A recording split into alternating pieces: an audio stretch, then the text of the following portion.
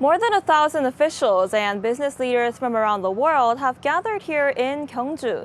And two key themes that South Korea has laid out for this year's APEC are artificial intelligence and demographic change. For more on this, here in the studio today, I have Chung Ji-eun, CEO of a South Korean company, CODIT, and a former policy analyst at the OECD. Welcome to the studio. Thank you for having me. So I hear you've participated in several APEC events this year, from the CEO Summit to the Digital Ministerial and Health Ministerial meetings. What key outcomes stood out to you the most, and what did South Korea achieve from these events? Yes, we're finally here today at Gyeongju after so many events that happened before that, with a high-level discussion on the Digital Ministerial, Health Ministerial, as well as this week the head of states are here today. So yesterday Trump was there at the CEO Summit as well, delivering key messages, as well as President Lee Jae-myung giving concrete remarks on the AI initiative that's happening right now. So we see that President Lee highlighted AI as one of the most important aspects for the future sustainability, and that AI investment, as well as the infrastructure investment, as well as R&D with the APEC economies are going to be very important. So what South Korea achieved during this period was that they have made a concrete deal with the U.S., with the Director Michael Krazio from the White House, was here today together with the AI chief, Ha Jung-woo. They had a MOU deal on the AI prosperity. So they'll be working together to create a framework together on the AI, as well as talking, having a very concrete deals with the infrastructure investment, as well as how to make AI much more safer to use in both countries. So we see a lot more investment coming through in both countries on the AI and R&D aspect as well. Right, it is clear that South Korea and other APEC member countries are clearly focusing on these AI issues. What do you hope to see come out of the APEC leaders' discussion on this issue of artificial intelligence? There are both concerns as well as expectations on AI.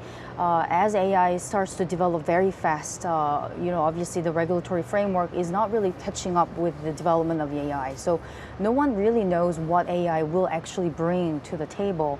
So there are concerns, but at the same time, what the companies and economies are saying is that we don't yet know what's going to happen. So it's actually better to see how the innovation is going to have impact and promote each individuals, and then see how the regulatory framework can catch up afterwards. So instead of regulating the industry first, let the innovation actually take place as well. So Trump's comments yesterday on AI, as well as regulatory issue, was that U.S. will definitely focus more on the innovation and investing in it, rather than making hurdles for the economies to actually do investment in the innovation. So I think Korea will also try to follow similar steps, but at the same time, as you know, Korea has been also looking into the regulatory framework. So we will have to see how those two actually balance each other.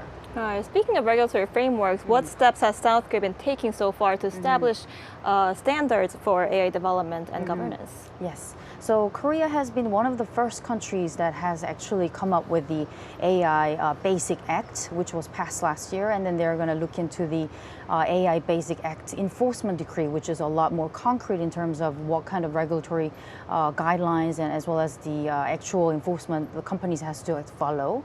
In that sense, the discussion is happening at the moment, and next week they're going to probably finalize the draft. So we will be able to see what sort of information will come out of it. But with the drafts that we've already seen by the companies, we do see that there are clear guidelines in terms of what the watermarking related issues, making sure that the users know whether it was created by the AI or not. There is also very specific information about what are the high impact AI, and that needs to be controlled a lot more strictly than the other type of AI. So we will see those steps going forward. But at the same time, there are concerns about ambiguity, whether some of the AI used in the industry, is it specifically high impact AI, or is it just user using AI for the benefit of the users. So there are still issues to be handled, but at the same time, because of this law and the AI strategy committee that the president has actually formed together, there is a lot more highlight in the budget that will go into the AI sector. So at the same time,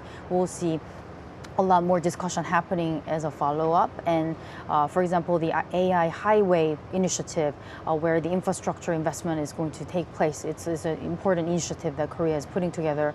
And the legal framework is actually at the moment in place so that Korea can move forward quickly.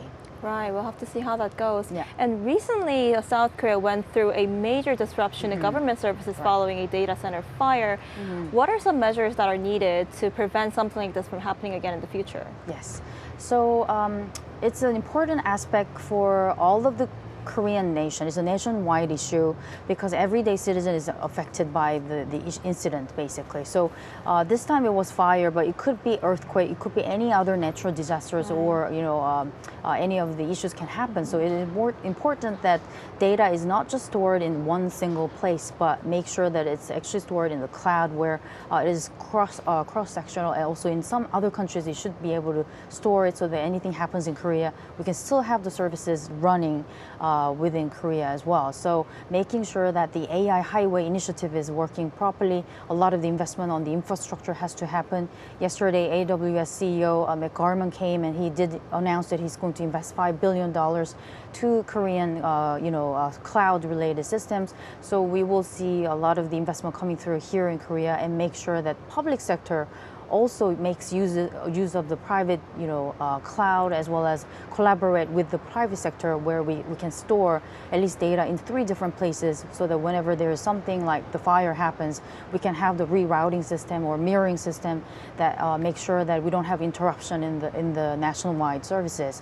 And I hope that this cloud-related initiative and infrastructure investment will become the new backbone of our Korea's strong infrastructure system, where we do not have any interruption, especially with AI services happening.